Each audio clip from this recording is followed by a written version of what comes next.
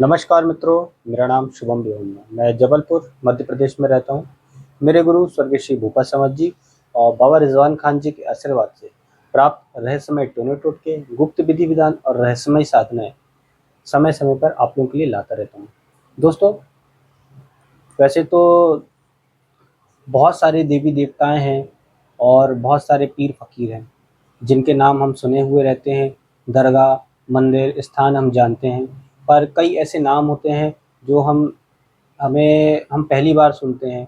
कई ऐसे देवी देवता हैं, पीर फकीर हैं जिनके बारे में हम सुने नहीं होते हैं। कई ऐसे देवी देवता हैं जिनके नाम अनसुने रहते हैं, इनके रहस्य अनकहे रहते हैं। लेकिन ये देवी देवता उप देवी देवता होते हैं, इनकी शक्तियाँ असीमित होती हैं।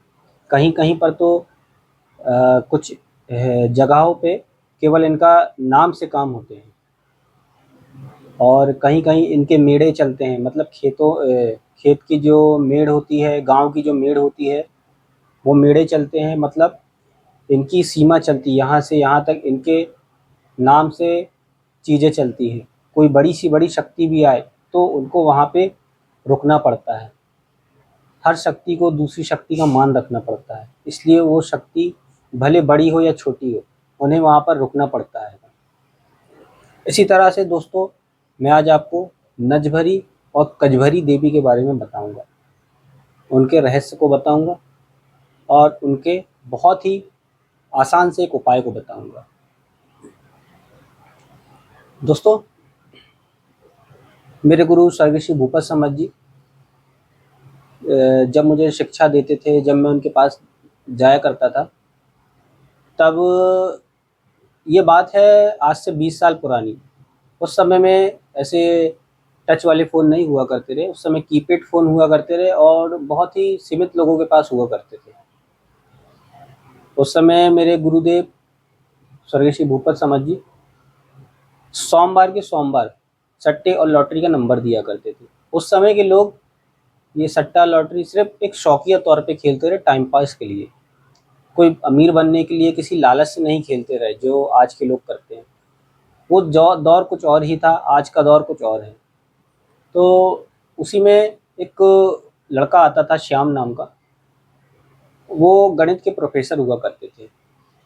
वो गुरुजी के पास आते थे, बैठते थे और सोमवार को गुरुजी नंबर देते थे, शुक्रवार को वो अपने मेथड से कैलकुलेशन करके नंबर दिया करता था। दोस्तों, हर शुक्रवार को वो इंसान पैसा गिना करता था। एक बार क्या हुआ, जब वो अपना सब कैलकुलेशन करके पैसा लगाकर जीत करके पैसे गिन रहा था, तो किसी व्यक्ति ने आकर के उसे कह दिया, यार तुम तो हर शुक्रवार को माला माल हो जाते हो, हर बार देखा हूँ तुमको पैसा मिलता है, हर शुक्रवार को गिनते हो। बस उसने वो कह दिया, उसके बाद से उसका कोई मेथड काम नहीं किया, कोई कुछ काम नहीं किया। 2 महीने तक वो परेशान हो गया। उसने फिर गुरुजी को बताया कि गुरुजी ऐसी ऐसी बात है। तो गुरुजी ने कहा कि तेरे को बताया हूँ, सिखाया हूँ, कुछ झाड़न नाड़न वो कर ले तू। उसने किया लेकिन कोई आराम नहीं लगा। फिर उसने गुरुजी को बताया, तब गुरुजी ने ध्यान लगाकर देखा, फिर बताया कि भाई 2 महीने पहले याद करो कि तुम्हें किसी ने कुछ बोला था। तब उसने याद करके सारी चीज़ें बताई। तो दोस्तों, नज़र टोक एक ऐसी चीज़ होती है कि किसी की नज़र इतनी ख़राब होती है, इतनी बेकार होती है और किसी किसी की ज़बान इतनी काली होती है कि सिर्फ बोल देने बस से सामने वाले का बिगाड़ चालू हो जाता है। किसी किसी की नज़र इतनी ख़राब होती है कि पत्थर तक को तोड़ देती है। ऐसा आप लोगों ने कई जगह देखा होगा, सुना होगा कि किसी के बोल देने से उसका व्यापार धीरे धीरे करके ठप हो गया, या व्यापार मंदा हो गया, काम चलना बंद हो गया, या हमारा जो भी वर्चस्व था वो कम हो गया किसी के बोलने से, टोक लगाने से। कई बार तो मैंने ये भी सुना है कि कई लोग अच्छे दिखते हैं, बहुत सुंदर दिखते हैं, उनका शरीर अच्छा है, बॉडी बिल्डिंग करते हैं, किसी की टोक लगाने से, बोल देने से, नज़र लगा देने से वो बीमार हो जाते हैं। और कई लोगों को तो ऐसा भी होता है कि बार बार नज़र लग जाती है। तो ऐसे में फिर मेरे गुरुदेव ने उसको बुलाया। मेरे गुरुदेव जो भी काम करते थे, नया या बड़ा छोटा जो भी, तो मुझे बुलाते थे, बताते थे। तब उन्होंने बताया एक टोटका। पहले 5 लौंग, 5 इलायची नजभरी और कजभरी देवी के नाम से उन्होंने मंदिर में रखा।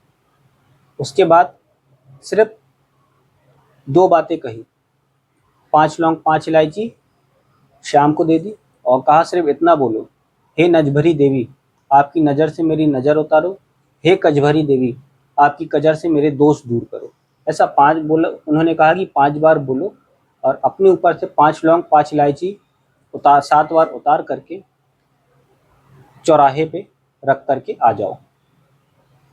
उसने ऐसा किया और फिर अगले शुक्रवार को अपना मेथड किया, कैलकुलेशन किया और वो बिल्कुल उसका कैलकुलेशन फिट बैठने लगा। फिर मेरे गुरुजी ने कहा कि ये तुम्हारे लिए भगवान ने एक इशारा दिया था, अब तुम ये काम छोड़ो, तुम गणित के प्रोफेसर हो, आगे बढ़ो और बच्चों को गणित पढ़ाओ। उसने वो काम छोड़ दिया और अपने प्रोफेशन में लग गया। तो दोस्तों, मेरा ये बताने का उद्देश्य ये है कि कभी अगर आपके साथ ऐसा हो कि कोई नज़र लग जाए, टोक लग जाए, कई उपाय करने के बाद भी ये चीज़ें नहीं काम आए, तो आप ये कर सकते हैं। नजभरी और कजभरी देवी के नाम से 5 लौंग 5 इलायची अपने मंदिर में पान के ऊपर रख दें, या फिर आप अपने मंदिर में नहीं रख सकते तो किसी दूसरे मंदिर में, किसी भी देवी के मंदिर में जाकर एक पान के पत्ते के ऊपर 5 लौंग 5 इलायची नजभरी और कजभरी देवी के नाम से रख दें, 5 अगरबत्ती जला दें।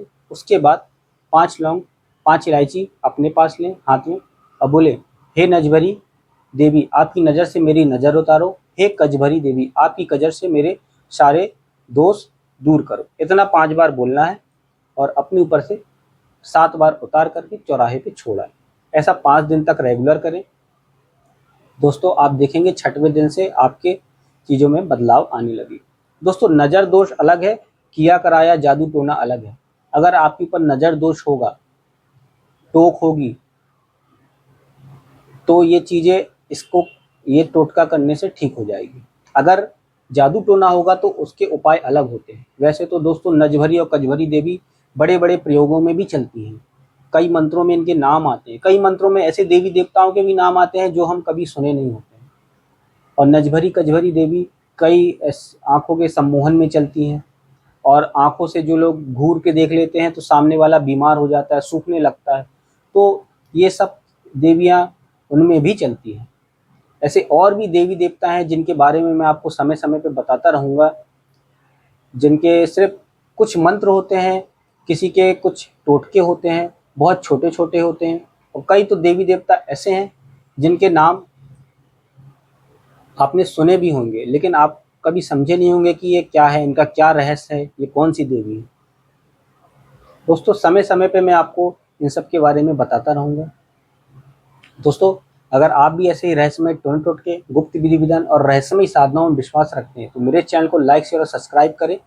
दोस्तों, अगर आप चमत्कारों का रहस्य जानना चाहते हैं तो मेरे गुरुदेव बाबा रिजवान खान की लिखी हुई पुस्तक चमकदारी चोर विद्या पुस्तक को लेना ना भूलें। मिलते हैं मेरे अगले वीडियो में, तब तक के लिए नमस्कार।